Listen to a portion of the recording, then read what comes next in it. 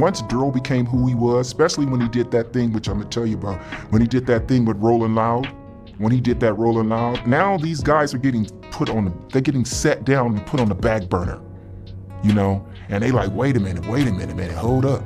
So they was doing little things, you know what I'm saying? To let him know, bro, either we getting in with you know what I mean? Or, you know, cause you can't be bigger than the program. I guess that's what the message was. You can't be bigger than the program.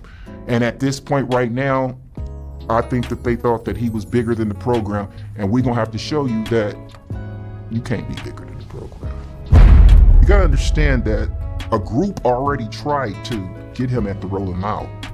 They did? Yeah. They tried to get him at the Rolling. They just couldn't get him at the Rolling Loud. The reason why they couldn't get him at the Rolling Loud was because Rolling Loud wasn't set up like what was 10 Summers. They had different security.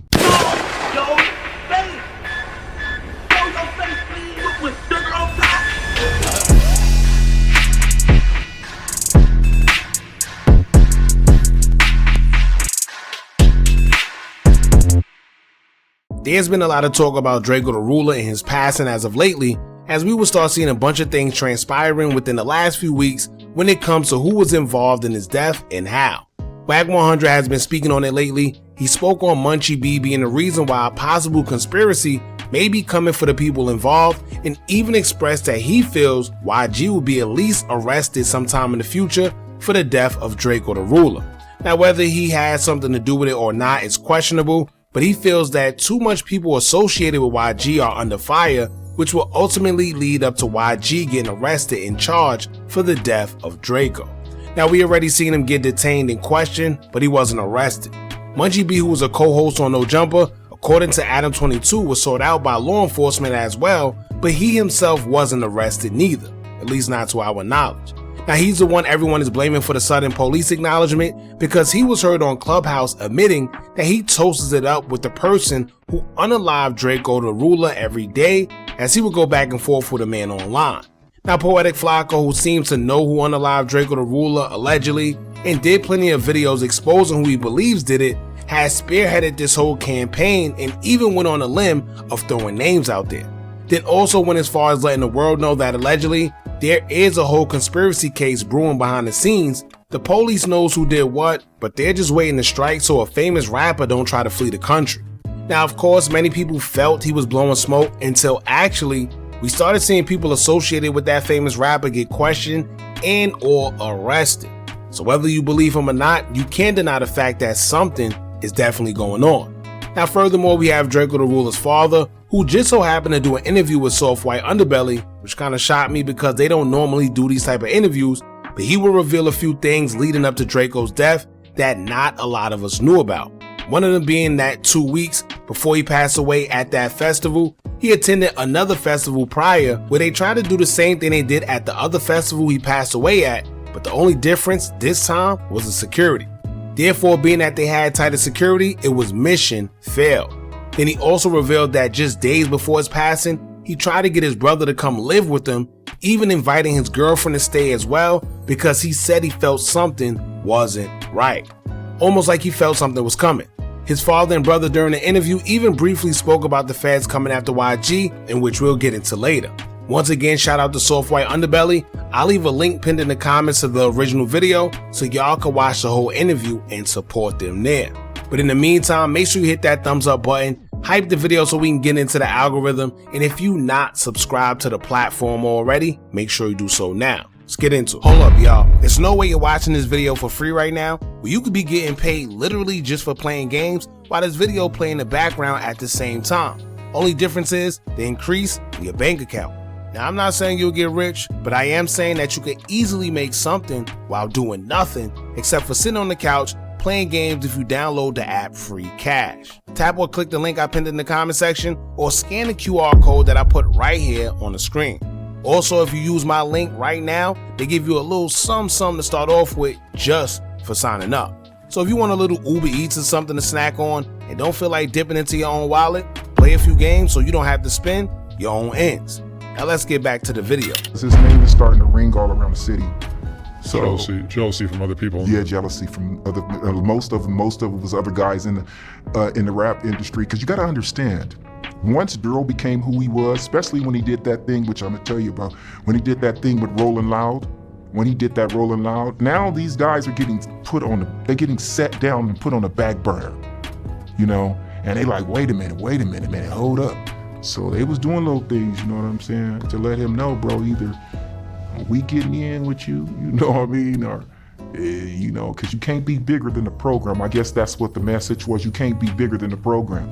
And at this point right now, I think that they thought that he was bigger than the program, and we're gonna have to show you that you can't be bigger than the program. As y'all can see, the father explains that most people didn't even have real issues with Drakeo, but he feels it was more so out of jealousy. Not only from rappers though, but labels and companies. This is because further on in the interview, his father explains that Drakeo was doing everything that he was doing and had the impact he did all while being independent. He wasn't signed to anybody. So for y'all that don't understand, there's been a lot of theories in the industry that every time an artist have a big impact and he's successful and turn down deals, something happens. And I'm gonna get more into that later, but the most recent example of that has been Drake. Drake has been in the industry since 2008. He was signed to a bunch of people at first, but since 2008, we haven't heard any bad propaganda concerning Drake ever. Coincidentally, the minute it was rumored that he was done with his deal, negotiating another that allegedly was worth a couple hundred M's, well, suddenly we would start hearing a bunch of Drake slander and allegations that didn't stick, and then we seen the whole industry go against him after the Kendrick situation. But that's another story. However, Drakeo's father claims that many were jealous of him, and it will also coincide with Drakeo's story, where he claims ever since he turned down the deal with DJ Mustard, allegedly Mustard started acting different and even inviting some people he didn't rock with to the studio where he would be. So he cut him off completely and went his own way. But aside from that, his father revealed that days before he was under live, Drakeo had a feeling that something just wasn't right. He felt off, and many people believe that that was his intuition telling him something, which prompted him to call his brother. Not for help, but he felt it enough to call his brother and told him that him and his girlfriend could move to his Beverly Hills mansion because something just didn't feel right. Because he wanted my other son, Kevin. Casey, the truth, yeah. My other son, Kevin, he wanted him to move in the mansion with them, which is their brother too. And I was like, Kevin was telling me that Daryl was calling him all the time. He said, man, I don't know, man. I'm just not feeling comfortable, man. He said, why don't you and your girl just move in the mansion with me? That's when was that the mansion in Beverly Hills? I think so. Yeah, he had the mansion out there, and he was telling my other son. Where was that house? Huh? Where was the mansion? In Beverly Hills. Beverly Hills. Yeah, so he was telling my other son that he wanted him and his girl to move in there. And I told him, I said, Kevin, look, if he's telling you that, something's going on, and he's indirectly crying out for some help, and he's not trusting something. Now, we don't know the whole full detail, but I mean, people that got some brains, right, and can figure out some things that had to be either some surrounding type of things or something. Because he was trying to get my other son, and he told us, man, no, man, you just bring your girl, she can move in too. And my other son, you know how he was like that too, Reds. All my sons are the same way. No, man, I gotta get my stuff on my own, man. I don't wanna make it seem like I need to go through somebody else to come up in life. I'm like, bro, if you got very much like that. If you, bro, your brother, he's rich. He's doing the music that you're trying to do. Maybe he got some ways to pull you in and help you. That's the way I seen it, as being the dad. You can use that as a stepping stone to get faster to where you're going. But all of them had that same attitude. This one right here, Kevin, Nathan, all of them. Because I have 10 sons. So they all had that same attitude. Nah, man, we don't want to make it seem like we riding off of him. I'm like, bro, you're not riding off of him. That's your brother. That's your brother. And you guys are supposed to help each other. So anyway, man, Kevin didn't go. And this was 2 weeks before he died. So what am I saying? If Kevin had went over there, this might not have happened? No, but what I am saying is maybe Kevin would have seen something that he could have talked to him about, and he could have, put it in his head like, nah, man, I don't think that's a smart move, because he's already trusting the fact to want you to move in there as the little brother. So I said, bro, you should have went when your brother was crying out for you like that, bro. You should have went. You should have moved in with him, man. You should have moved in with your brother. You should do all of that. What you talking about, you should have moved in with your brother. Now, judging from his father, it seems like Draco was also intuitive and very intellectual. He probably got a feeling that something was going to happen and just didn't trust it. You ever get that feeling when something isn't right and you can't quite put your hand on it, but you know that it's just a weird feeling and something is off? This is the same feeling that most people before encountering a tragic incident describes feeling before it actually happens. In this case, after already having something almost happen to him prior, he randomly called his brother to come over and move in with him. Unfortunately, his brother declined, and who knows what would have been the outcome if he did move in with his brother, but this will only confirm that spiritually, Draco felt something wasn't right. And judging from what we now know, we know that he wasn't too far off. Now, with that being said, this next situation will make sense as to why Draco felt the way he did. Because according to his father, 2 weeks before his death, he attended the Rolling Loud Festival. And at that festival, which also took place in LA, he says that Draco told him that they tried to get at him there. Literally the same exact way he lost his life at the Once Upon a Time in LA festival too. The only thing that stopped everything from happening there in Rolling Loud was the fact that security was way more tighter, so that's the only thing that prevented what ended up happening to him weeks later. Because you gotta understand, before that incident happened to him, you gotta understand that a group already tried to get him at the Rolling Loud. They did. Yeah, they tried to get him at the Rolling. They just couldn't get him at the Rolling Loud. The reason why they couldn't get him at the Rolling Loud was because Rolling Loud wasn't set up like what was 10 Summers. They had different security. No, you talking about Once Upon a Time. Once Upon a Time, yeah. Sorry about that. It was set up differently, and they couldn't get to him like that. And so by the time, the moves that they made to try to get, because actually the first attempt to get him was at Rolling Loud. That's what a lot of people don't know.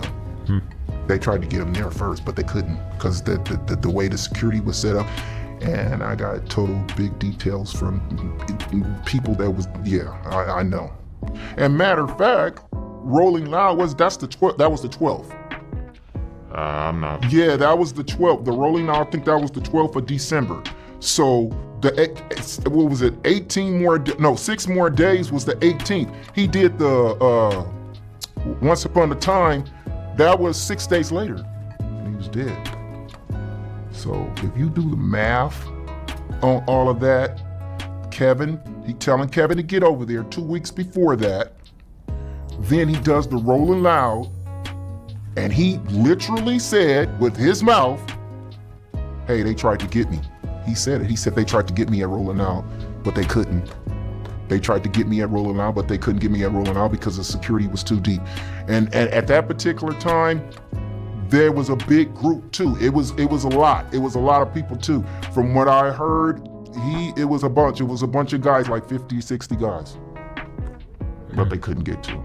Now, as y'all can see, when describing the festival, his father slipped up and said 10 Summers Festival. Now, we don't know if that was a slip up or if it was a Freudian slip up. For y'all that don't know what a Freudian slip up is, according to Google, it'll state, quote, an unintentional error in speech, memory, or physical action that is believed to accidentally reveal a person's subconscious thoughts, hidden desires, or internal anxieties. So we don't know if he purposely said it or not, but one thing we do know is that it's a major coincidence that he would even be thinking about 10 Summers, which is the same record label of DJ Mustard and YG affiliate, two guys who have proven to have tension with Draco. So maybe it was just coincidence, or who knows. Now, is it a coincidence that in LA at one festival, he was tried and they failed? And then just 2 weeks later at another festival, the same exact thing ends up happening the same exact way.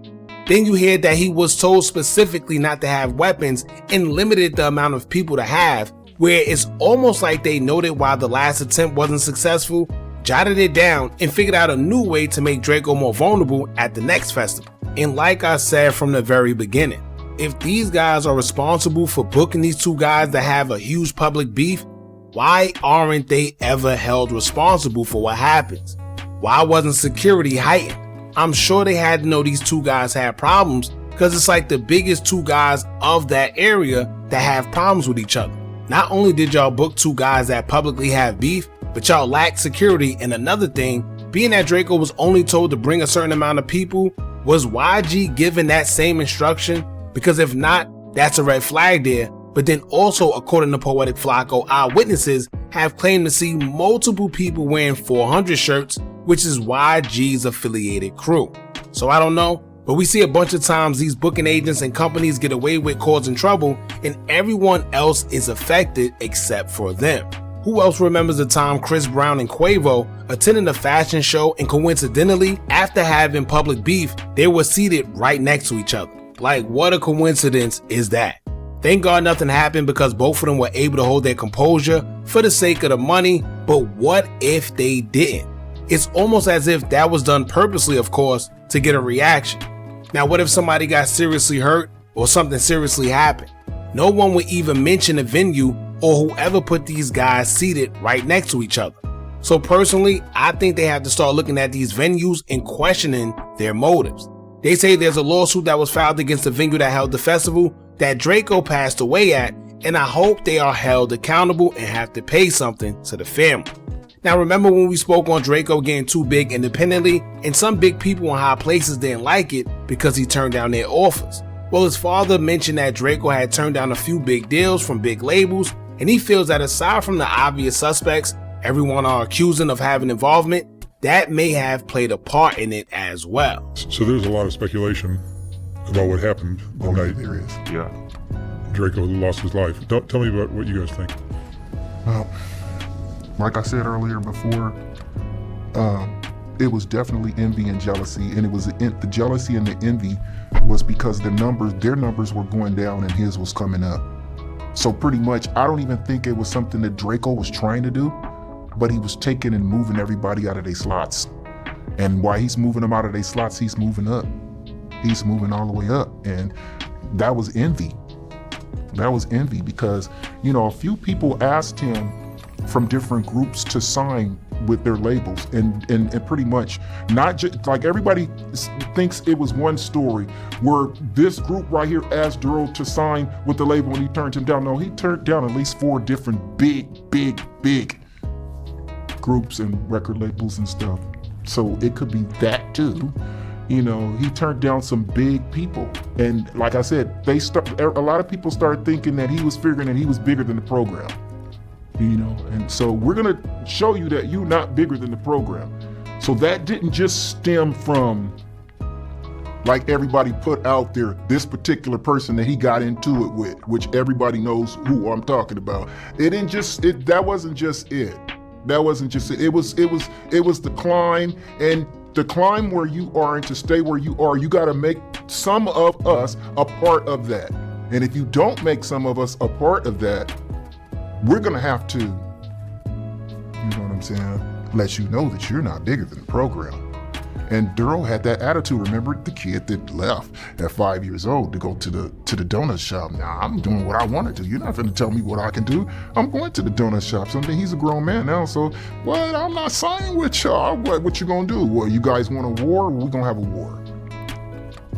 You catch me in the street, I will just make sure that you ain't slipping either.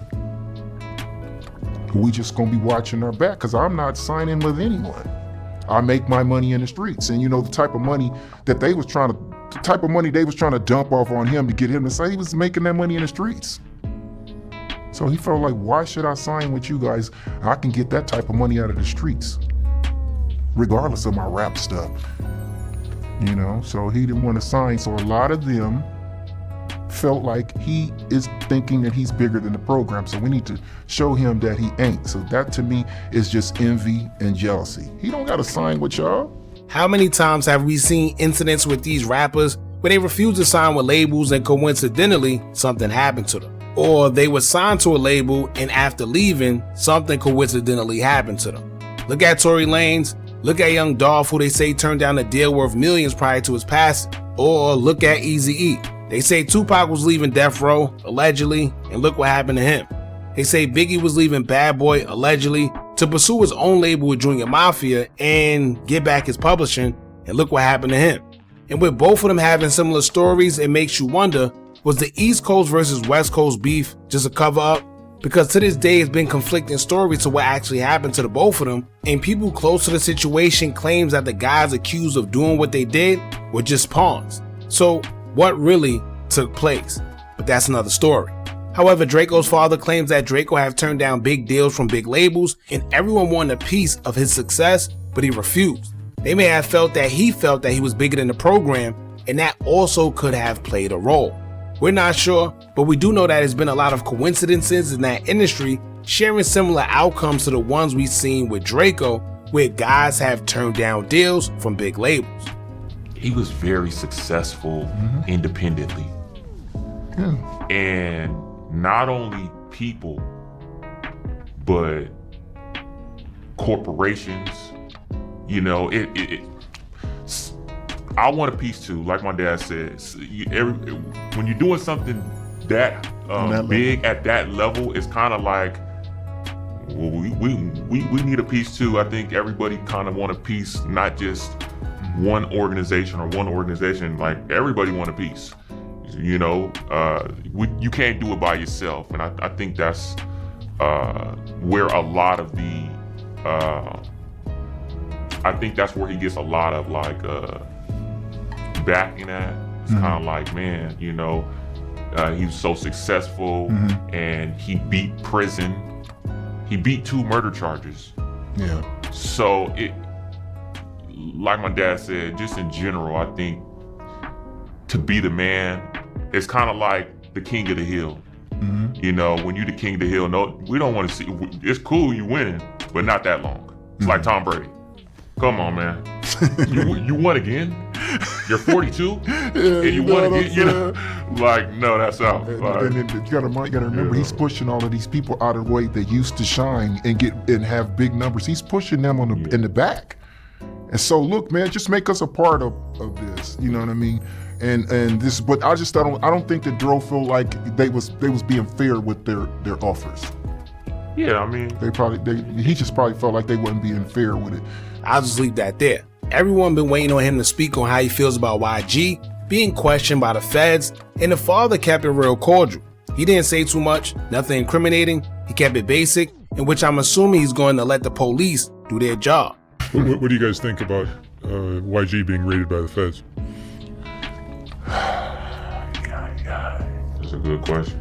Now, well, as a dad, I don't be wanting to pinpoint or pick anyone and say this person, that person, or that person. But what I am gonna say, as being his father, anybody that had anything to do with that needs to be held responsible for that. That's how I'll put that. Anybody that had something to do with, anyone who had something to do with that need to be held responsible for that. Now this is my, you know, people try to act like, you know, a dad is not supposed to mourn. A dad is not supposed to be upset. A dad is not supposed to, oh man, no man, you know what? I'm cool on all that. If you or whoever you are, wherever you from, whatever your deal is, if you had something to do with murdering my son, you need to be held responsible for that. That's what I can say on that. That was the best answer he could have gave. The father seemed to have morals, and although his son was taken from him, he's still not going to point any fingers because that's not his job. Especially considering he may still be in Los Angeles, and not to mention it seems like the police are already doing what they need to do. Remember that him and his sons still have to be around, so we have to keep that in mind as well. Eventually justice will be served, and it is what it is. Now of course you're always going to have those that say things like, Draco wasn't no saint, he was also talking about the streets and unaliving and etc. And you're absolutely right. But it's one thing to lose your life in the streets, and it's another thing to lose your life because you were set up at a disadvantage in an orchestrated plot to take your life. It's nothing natural about it. But y'all let me know what y'all think about this. How do y'all feel about the father speaking out and him saying that his life was already attempted on just 2 weeks prior to his life actually being taken? Do y'all think there's a big conspiracy case brewing behind the scenes? Let us know. Don't forget to like, comment, share, and subscribe. Hit that bell so you're notified every time we drop new content. And remember, as long as you keep on watching, I'ma keep on dropping. And I'm out. Are you tired of a bunch of social media gurus promising you results with their course, where all they do is take a bunch of information off YouTube and Google, then sell it to you? Well, look no further. Our YouTube Tips and Tricks Masterclass course comes equipped with SEO tips and tricks along with methods we use to growth hack our YouTube channel. It also includes step-by-step ways to publish your video before uploading to guarantee a great SEO score, therefore your videos can rank and be shown to a bigger audience. Views and subscribers don't come by luck, and just how YouTube have an algorithm, you should have one as well that can guarantee you results. We doing websites and softwares we personally use to generate money creating Faces YouTube channels. If you also would like to skip the process and just buy other pre-built accounts, whether it's Instagram, YouTube, or Facebook, we also threw that in there for you too. We went through trial and error, so you don't have to. Click the link in the description or the comments and get started today.